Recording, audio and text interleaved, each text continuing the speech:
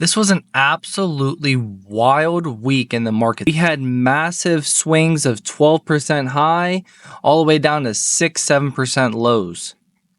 Everybody's talking about this week and how uncertain things are going forward. This person screaming recession, that person screaming we're at the bottom. In this video, we're going to be going through the charts of multiple popular stocks like Palantir, Nvidia, SoFi, Robinhood, Celsius, and so many others. And we're going to be looking at where these stocks are going in the short term. As we all already know, in the long term, these stocks will go up as investments and they will continue to rise higher, as does the stock market over the long term. But let's talk about the short term for a little bit and see where we're going coming into this next week. We're also going to be looking at a video here from Tom Lee talking about where he thinks the markets are going, what he thinks about the recession talks, and what he thinks about tariffs. So let's get into it. Our talk of the tape, where do we go from here with all this volatility? Where are we going? Let's ask Tom Lee. He is FundStrat's managing partner, head of research, also a CNBC contributor with me here at Post 9. Thank you for being here. So, Liberation Day didn't go as you thought, and you apologized publicly for that, which I think a lot of people appreciated. You're always a stand-up person about that. What now? Where are we going? Well, I think a couple of things that we're thinking about is we know markets have gotten very pessimistic. They've priced in a 60% probability of a recession. And if tariff negotiations de-escalate, then the probability isn't that high. So I think that there's still a big window for markets to have a large rebound, but it's really the path of this de-escalation. Are we in a bear market? I mean, we're in a bear market, right? I mean, it almost doesn't matter, textbook, whether you say we are or not. It's like so many stocks got just absolutely destroyed before this uncertainty happened in the market. Yes, I mean, if we define a bear market as stocks feel like a grind or you're losing money, I'd say it really started in December because markets were churning even through the February high. But if I was to define a bear market as unleashing a type of financial tightening that leads to a recession, we're not at that criteria yet. But I think it feels like a bear market for the average person. Are we supposed to buy into that? Or just stay cautious and on the sidelines, don't do anything, sit on our hands? I don't think people know what to do. And I'm not just talking in the CEO suites because they obviously don't know what to do. How can you? So what is the investor supposed to do? Yeah, I mean, I think there's sort of two brains people are fighting. One is the tactical brain, which is, look, they want to know if this is a bottom, and they want to be convinced of it by seeing stocks rally on bad news. But if someone had the investor hat on, and that's the long-term brain, I have a lot of confidence the U.S. companies are going to navigate through this treachery. Stocks are hugely oversold because you never really lose money buying the VIX at 50, or when the percentage of stocks above the 200-day drops to 15. Those are almost guarantees of positive 1-year, 3-year, 5-year returns. So it depends which brain you're wearing today, but I'd say the majority of our clients are trying to be tactical. I hear views of, well, it's really hard to get. I'll say something on that real quick. So I do believe that big tech will be able to navigate these markets, but my biggest fear going into these earnings coming up is that, like the other commentator said, they don't know where we are going and they don't understand what's going on with tariffs fully. So that leads me to believe that they've already had weaker than forecasted. They already had weaker guidance last quarter into this quarter. Now we have more tariff uncertainty. We have more recession uncertainty. Everybody's screaming from the rooftops that we're going into a recession. And even if you just start talking about recession, people are going to start cutting back on spending. And so it bleeds into the numbers and the forecasts and so on and so forth, right? So my biggest fear here is that they come in with soft guidance again. And if these big tech companies like Meta, Amazon, Google, Nvidia, if they come in with soft guidance 2 quarters in a row, then we will see a bigger down move. I do believe that. And I honestly already believe that we are in a bear market and we will continue lower. But I do believe we're going to get a pretty decent size relief rally, like Tom Lee says in this video, to the upside. And that's what I want to talk to you about in this video, the upside over the next couple weeks or month or so leading into these big tech earnings. Uber bearish now because a headline at any moment, as I said in the open here, the market is waiting so hard for some bit of good news that if you're on the wrong side of that, you get a day like you had on Wednesday. Yes, I mean, if I was to oversimplify the framing of this, U.S. and China have absurd levels of reciprocal tariffs at the moment. And if you believe those are in place, then the global economy is in trouble and you should be bearish. But if this is a matter of who makes the overture first or blinks, but we know it de-escalates, then I think the downside has largely, it comes off dramatically, and I think stocks can actually do really well into the rest of the year. So you'd be a buyer. So with the 10-year and bond yields just absolutely skyrocketing, maybe because of China manipulation. I heard Japan is selling off a lot of our bond yields for the U.S. It's absolutely skyrocketing, and it's putting President Trump in a very, very bad position, in a position that he might not have known that he would be in, and it's causing him to kind of fold on a lot of these tariff stances that he's had. It's why I believe we got the 90-day pause on reciprocal tariffs across the world. And I do believe, China's not backing down, and I don't believe Trump wants to be at the forefront of an economic crisis on a world scale. And so I do believe that actually over this weekend into next week, we do get some sort of pause. I don't know about a deal. A deal would be great, and this market would absolutely rip faces off. As you saw, we had that 12% move up. Markets are ready to get this tariff news behind us, get all this behind us, and really start moving higher. And again, I do believe that we would move higher past this tariff news, but there's so many other, things in the economy that do scare me for a further down move, just because where things are at right now in the economy. But we could have a blow off top moment, if we do get a deal with China and US. This tariff stuff goes away, the Fed starts cutting rates, inflation stays at bay. We really could see a massive rally into a blow off top situation, in which I still believe that we still have a bigger down move. But, it's just going off of, the information as it comes out. We don't want to jump to conclusions. We can have things in our head. We can be looking at the charts. We could be looking and reading and looking at economic news and everything, and just understanding things at a high level. But at the end of the day, we shouldn't be trying to predict and put all our money in one basket, all our eggs in one basket, just because we think something's going to happen or this is how we think it's going to play out. It's always important to just basically,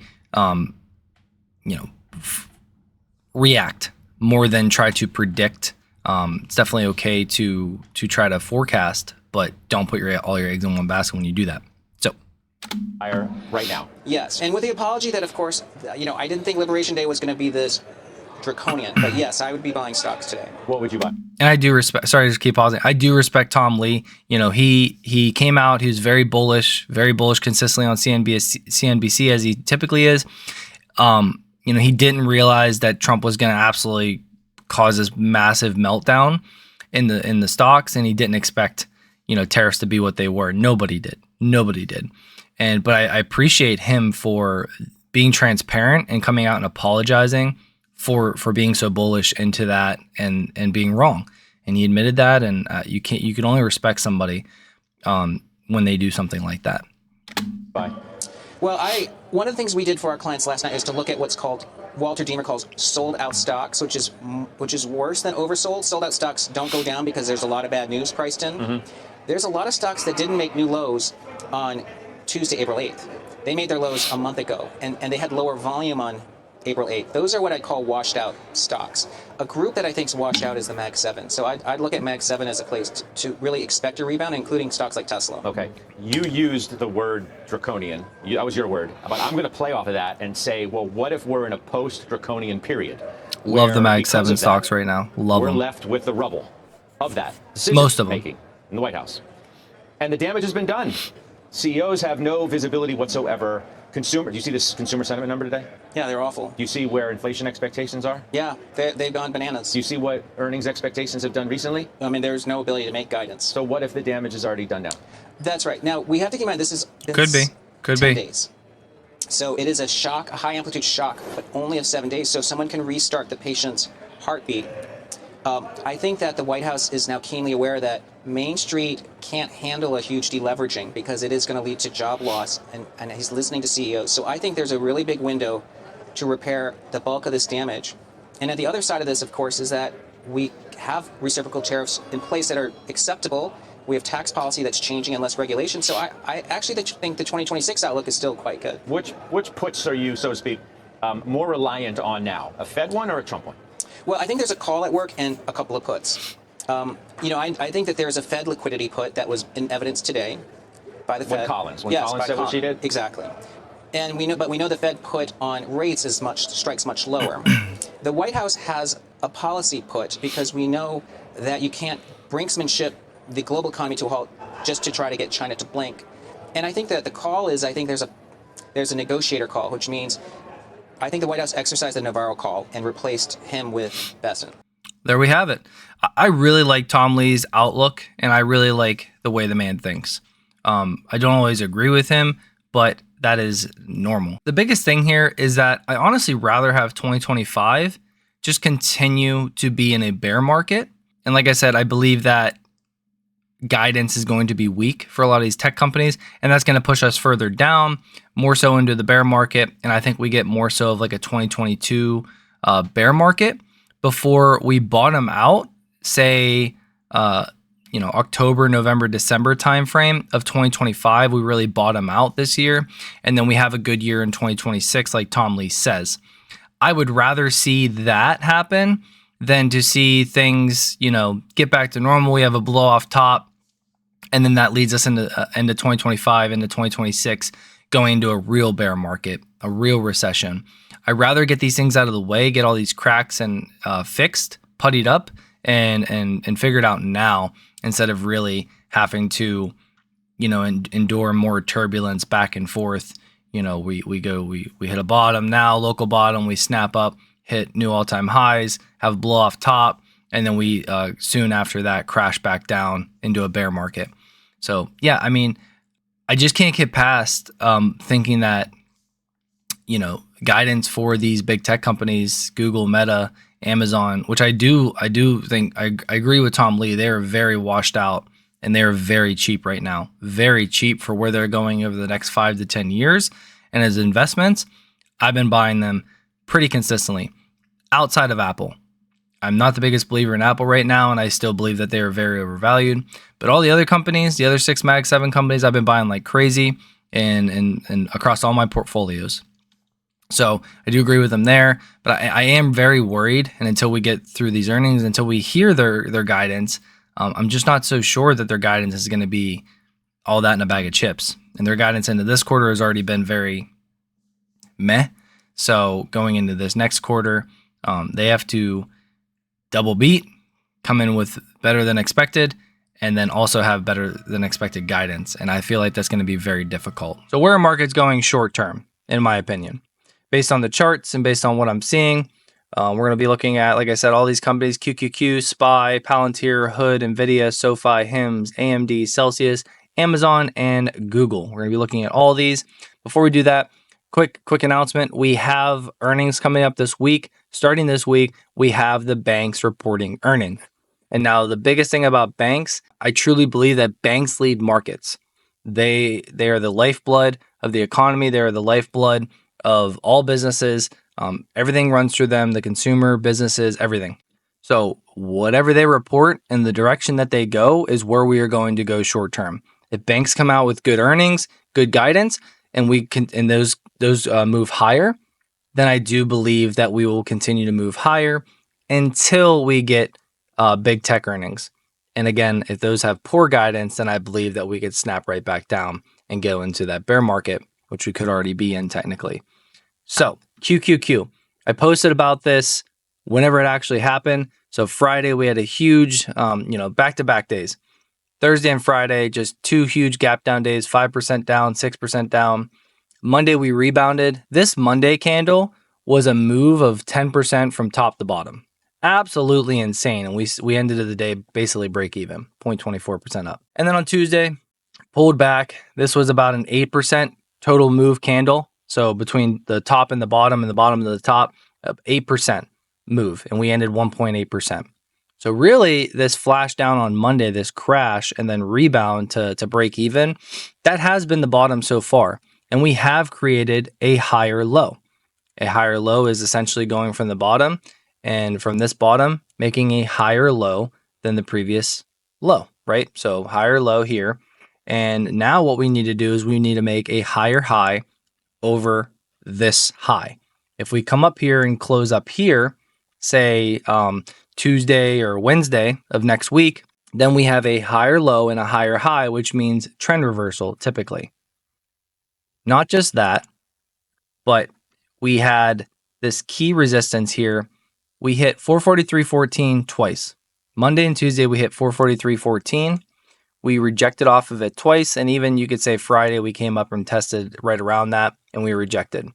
When we have resistance, we need to first break through the resistance like we did here. And then we need to retest that resistance to flip it into support like we did here on Thursday and Friday.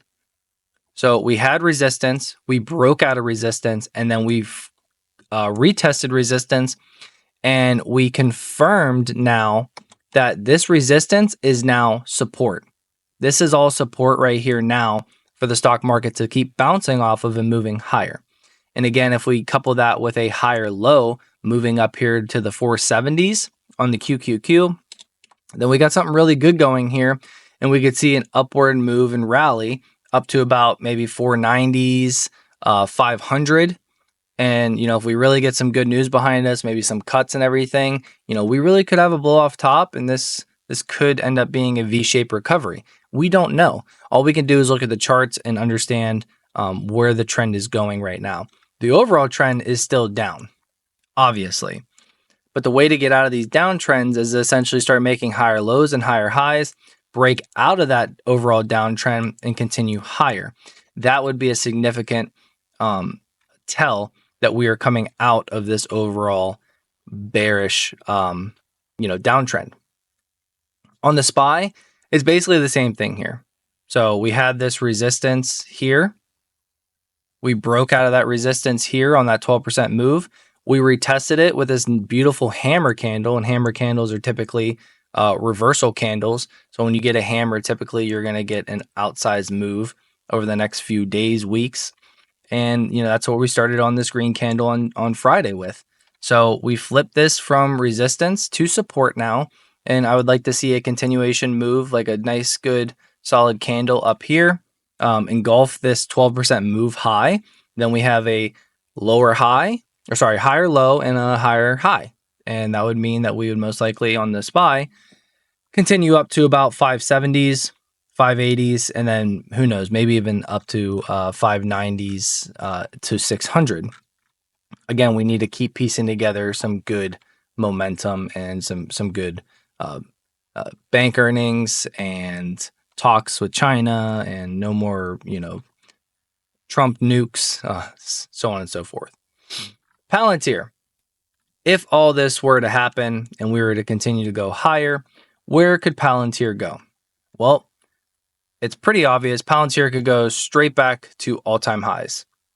So, and I forgot to mention this on QQQ, the Williams percentage range, which is one of my favorite indicators. I use it for trading. I use it for investing. Literally is an indicator that typically goes from this green line, I call it the green support beam, to the red barrier. And from the red barrier to the green support line. It's like a pendulum. It swings from one extreme to the other, back to the other extreme, back and forth, just a pendulum swinging. And so I love to use it in trying to understand where we are going and completing our move. As I always say, a train in motion stays in motion. So when you get a train in motion, you typically get it moving higher and you will get it to go all the way to the red barrier or -20 or higher. So basically -20 to the red barrier, or it'll go down to -80 down to the green barrier. Like you see here, here, here, here, here, here, you get the point. More times than not, sometimes it doesn't, sometimes it maybe gets close, but doesn't hit -20 and comes back down. But more times than not, you are going to get that big pendulum swing all the way from one extreme to the other. A little bit more of my strategy with this, not just the pendulum swings, but when you get the pendulum swing down, say to the green barrier, it doesn't automatically mean that we are right now going to swing back to the red barrier. We will eventually, but what I like to do is create a box, and I call it the Williams consolidation box. You've never heard of this before because this is my personal strategy. This is something that I personally created and back tested and everything, right? And essentially, the most simplistic way I can explain it is that you have a box, and when you put somebody in the confines of a box, like a crazy person in a psych asylum, they're going to bounce back and forth off the walls like a crazy person, right? So you get a move down to either the green barrier or up to the red barrier. After that, you are going to get a move higher, say to less than -65 or above -36. And essentially, you hit the green barrier, you come up and you make your high. When you make your high and then you come back down, you have now created what I call the Williams consolidation box. And again, when you create this box, it's essentially saying that we are now in a tight box to where as long as we stay within this confines of this box, we will continue in that direction. Under -50 is bearish, above -50 is bullish. Very simple. It's like cutting the chart in half. This dashed line right here, right down the middle, below it is bearish, above it is bullish.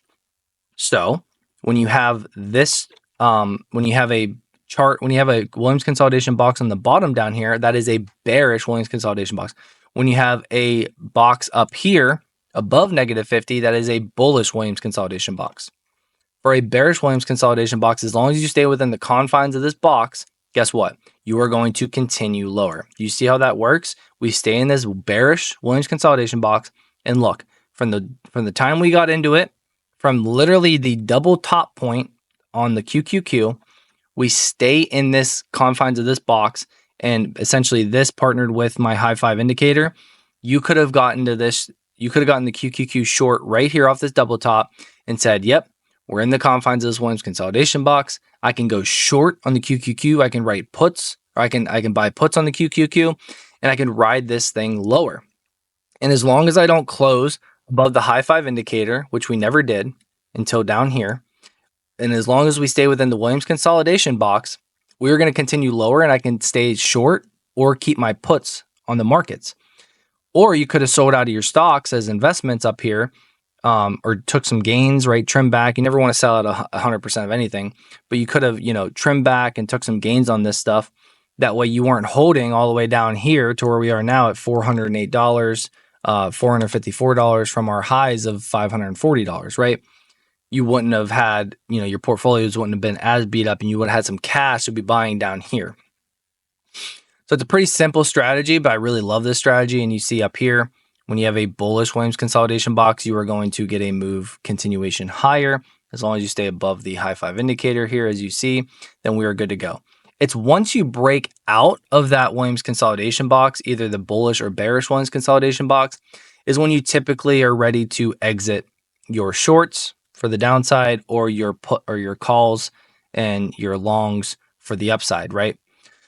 So when you break out of that box, you typically get a red high five indicator as well.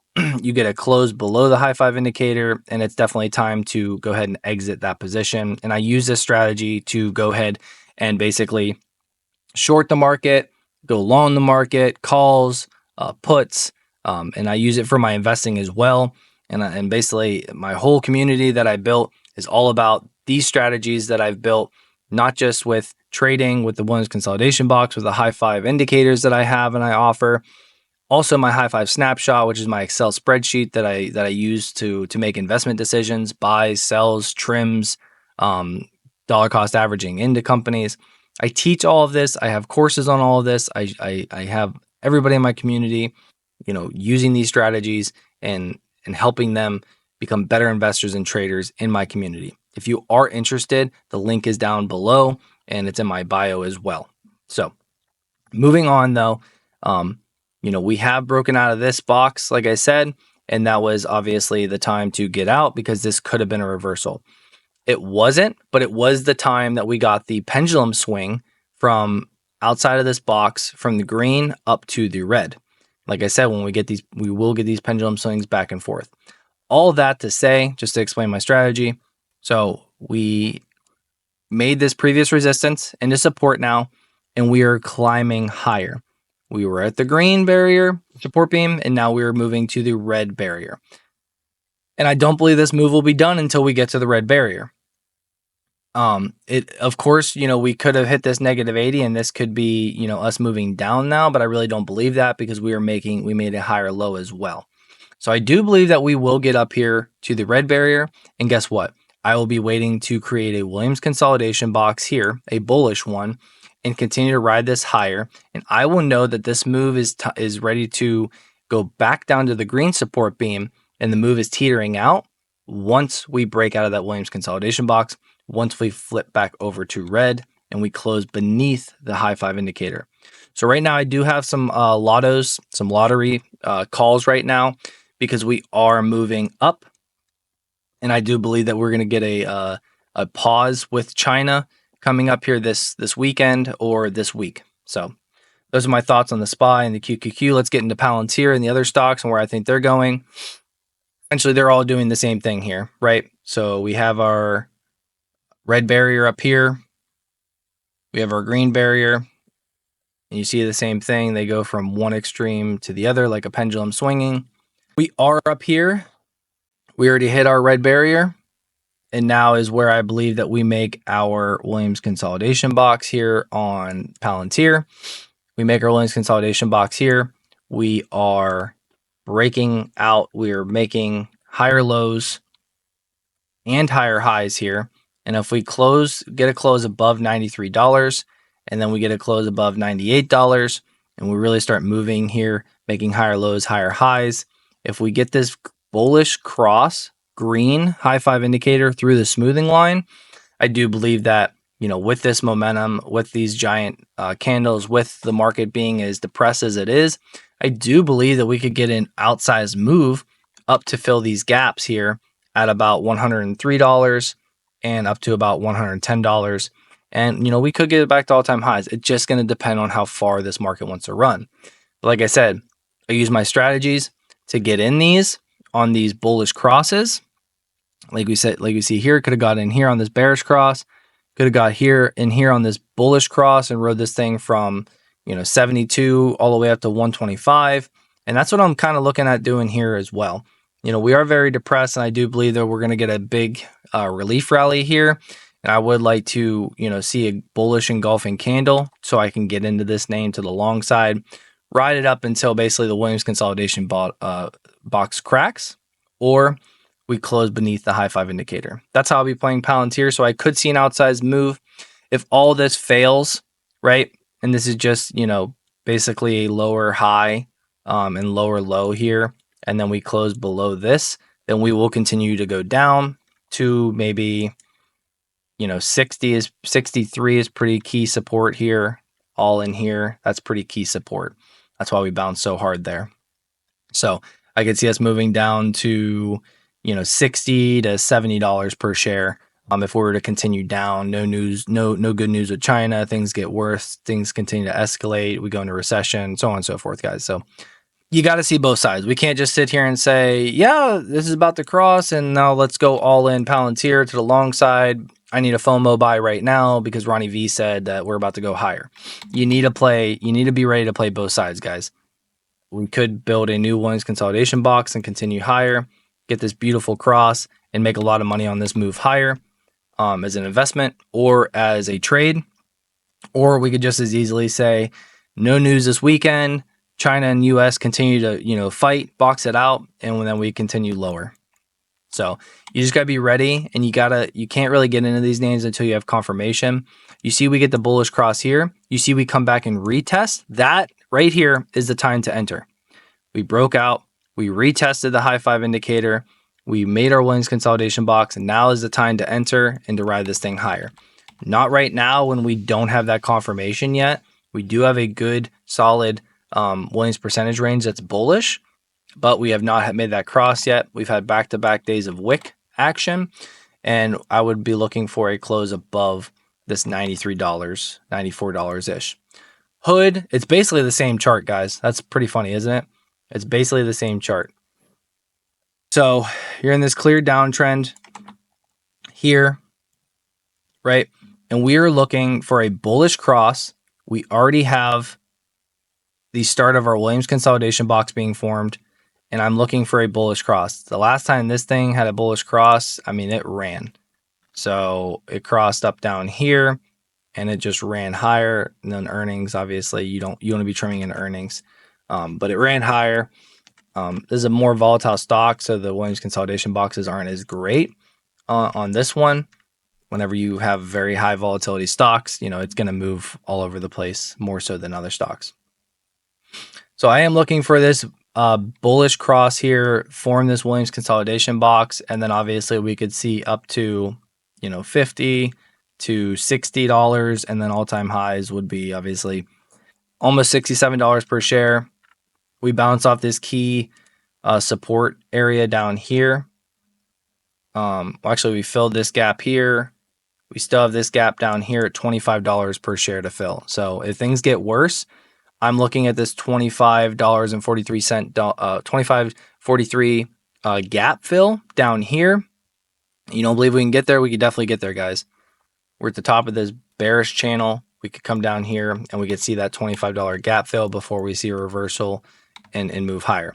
So bear side, $25.43 gap fill. Bullish side, we can go back to all-time highs. Again, it just depends. It's so dependent on the news out there, what happens in this market. Nvidia, this one was pretty cool. So we started to form our bearish Williams consolidation box down here. So we started forming it here. We got under the high 5 indicator. We could have rode that thing from 114, 115 all the way down to $86. It would have been a great trade getting in on this thing. And then obviously we broke out of the Williams consolidation box here, retested it, and then moved higher. And now what are we having? Now we have a bullish Williams consolidation box just formed, fresh print, just formed. But what I want to see is I want to see a bullish cross of the high 5 indicator through the smoothing line, close above this 12% jump up day of about $115.10. I want to see a close above that, and then I would look to enter this position long and look to ride it. You could face some resistance right here at the point of contact on the anchored volume on the anchored volume profile here. You could see some resistance there, but I would be looking for a move up to 127 to 143, somewhere in this range. I would like to see a move if I did decide to get into this name and we did just get this bullish cross and move higher. You see that we were in this bearish downtrend, right? Well, we had this snap down, and this was basically a fake out here down to about $86.62. We came down here, broke out of this bearish downtrend, broke the low of it. We were really in trouble there, but then we snapped right back into it. So now I do believe that we could get back up to the highs about 125 to 130-ish. And this is pretty key support, guys. So this goes back to March 2024. You see it was resistance, then we broke out of it. We retested it on that DeepSeek news, retested it here in August, made it into support. So resistance, flipped it into support, came through again as support. But obviously, if things continue to deteriorate, things continue to get worse, then we could have a move down here to fill this gap at about $68.89. So bearishness, if we break this low here, we'll go down to fill this gap more than likely at $68.89. Bullishness, we rise up to the 125 to 130 area, and maybe even get up to all-time highs. Again, it just depends on, the news and how things go. And like I said, it really depends on guidance. These companies coming in and beating and having just inline guidance would be fine.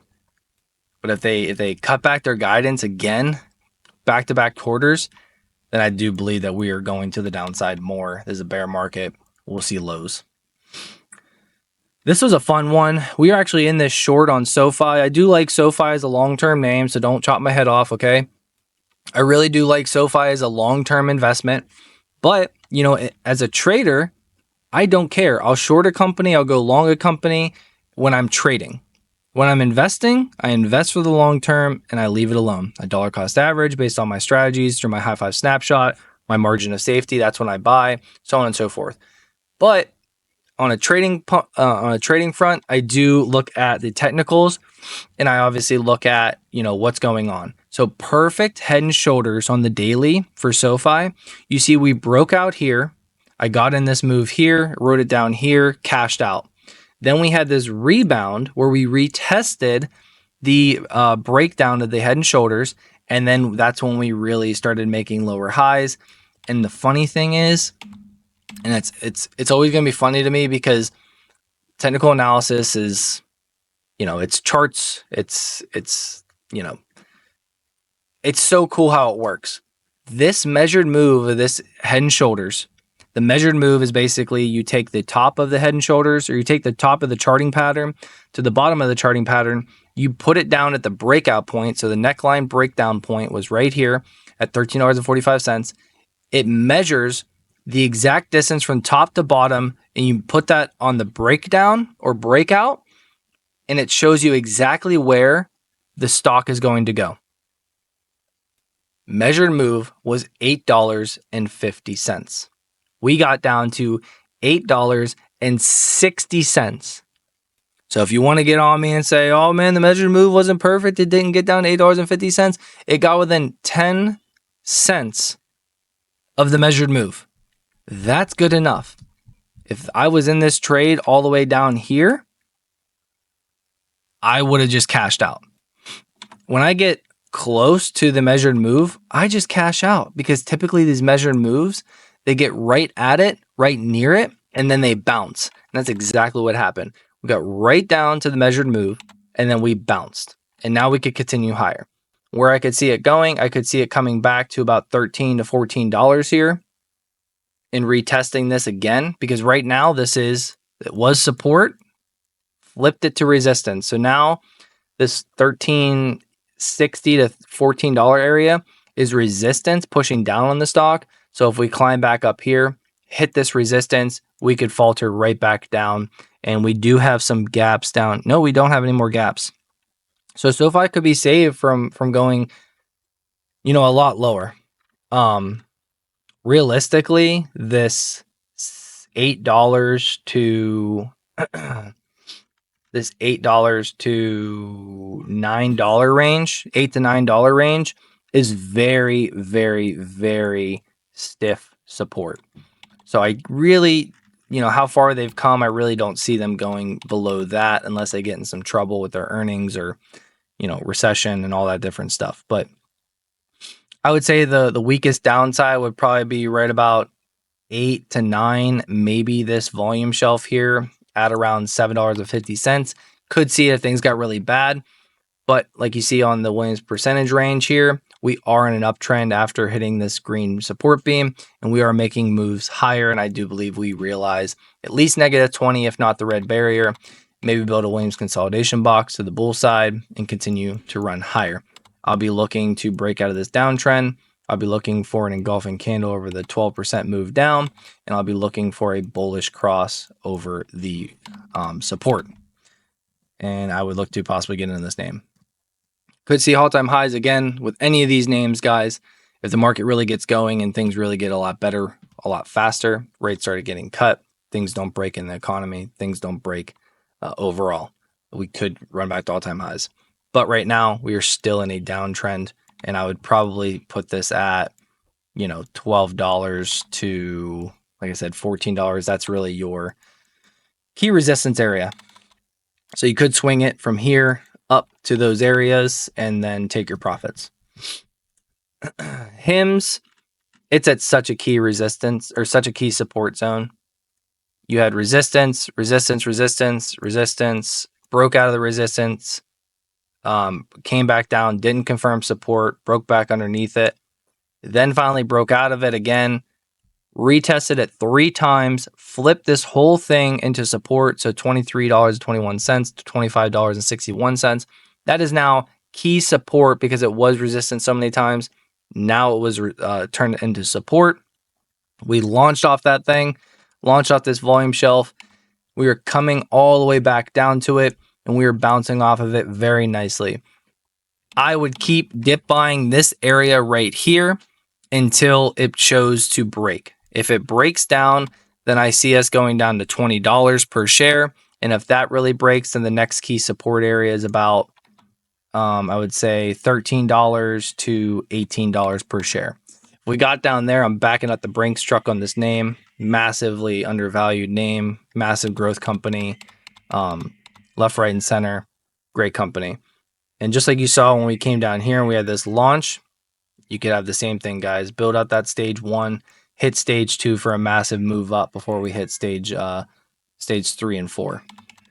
So, yeah, really like this name for a trade if we are able to, swing the pendulum back up to the red barrier and then build a Williams consolidation box.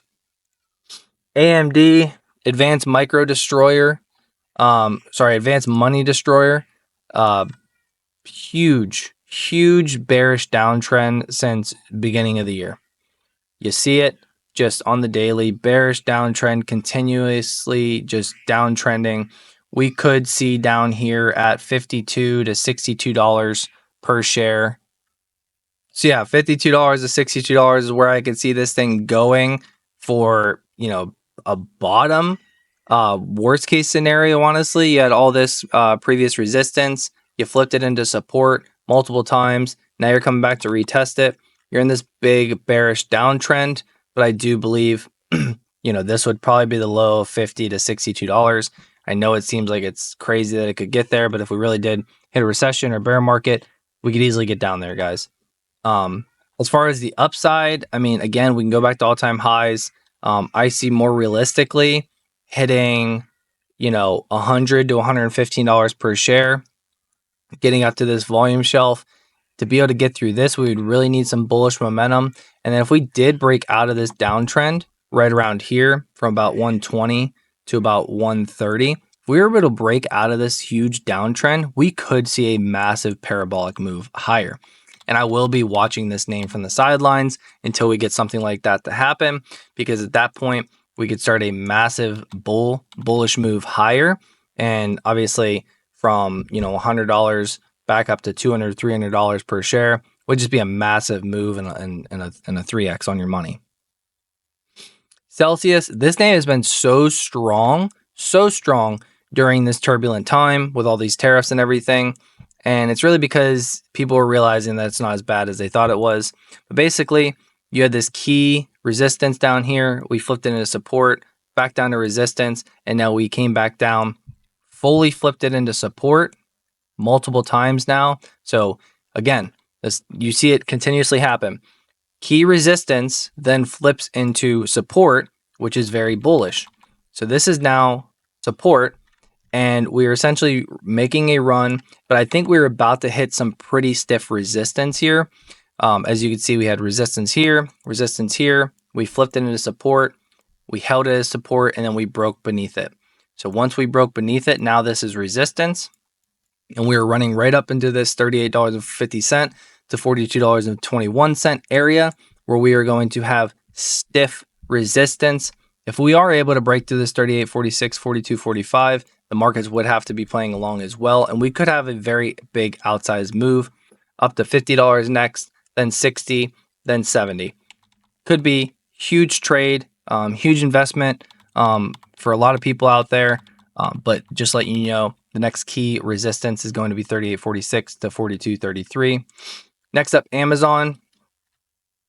This cup and handle has not realized its measured move up to $297 per share. And it has until 2028. I know it's a long time out, but typically they hit a lot faster than that. So massive cup and handle with a measured move at the $297. I do believe that's going to be realized eventually, but we just have to be patient here. Essentially what you're seeing happen here, again, we just keep talking about it over and over and over again. Resistance, resistance, resistance, break out of the resistance, retest the resistance, really retest it, fake out, retest it. We flipped it into support now, and now we moved higher. but now we came right back down to it, retested it again, and flipped into support again because we had another shot down to like 161, which is crazy cheap for Amazon. Shot down there, quickly came back up here, and now we are either flipping this back into resistance or we will make a move higher like this shows, and this will now be support. I'm going to go with short term, it's support.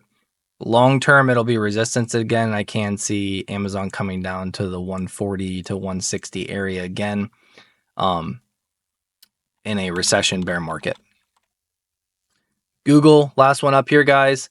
Resistance, resistance, flipped it to support, held it as support right here. So the key support resistance line is 143 to 152-ish.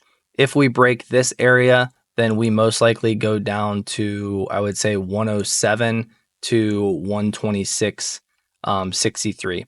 If you're not salivating, like talking about Google at less than $125 per share, I can't help you as an investor. You should be wanting it to come down to this area and jump all over it. Back the Brinks truck up on Google. You're watching this on YouTube. You know they have the two largest search engines, Google and YouTube. This company is massively undervalued right now. For the long term, I get LLMs and AI is going to disrupt them a little bit, but I still think they're going to be a massive company, a massive giant Mag 7 company for decades to come. They're not going to massively lose tons and tons of revenue, in my opinion. I think they're just going to be a massive company and figure things out. And Waymo is such an undervalued, underappreciated thing that they're doing as well. And they have their own LLMs and AI as well. So yeah, I think Google here is a great buying opportunity. If this does break, say we break 142-ish, then I can see us go down to, 130s, all the way down to maybe $105 per share, next down to this volume shelf here. High side, obviously we bounce here, we continue higher, we build our Williams consolidation box to the bull side, and we continue to move to the upside. Back to all-time highs, above $208 per share. Boom, what a beast of a video, almost a 50-minute video, guys. This was a massive video. I really hope you appreciated it. I put a lot of work and effort into this. If you do appreciate these types of videos, these long-winded videos talking about all these different stocks, talking about the markets, talking about where we're going short-term, analyzing, forecasting, looking at everything the week ahead, give me a like, follow, subscribe, please. I'm trying to build up to 1,000 subscribers. We're at 951 right now. We're almost there. I'm hoping to get there soon. So again, if you guys appreciate these types of videos, like this type of content, like my strategies, again, like, follow, subscribe. If you're interested in joining a community where trading and investing meet, then come join our High Five community. We have amazing people there. They're consistently learning. We have multiple courses. Everybody gets better every single day. And we're starting to make a lot of money on day trading right now during these volatile times with the VIX so high. So yeah, if you want to join us, link's going to be right here. And I hope you guys have a great and fantastic weekend. And I'll catch you in the next one. See ya.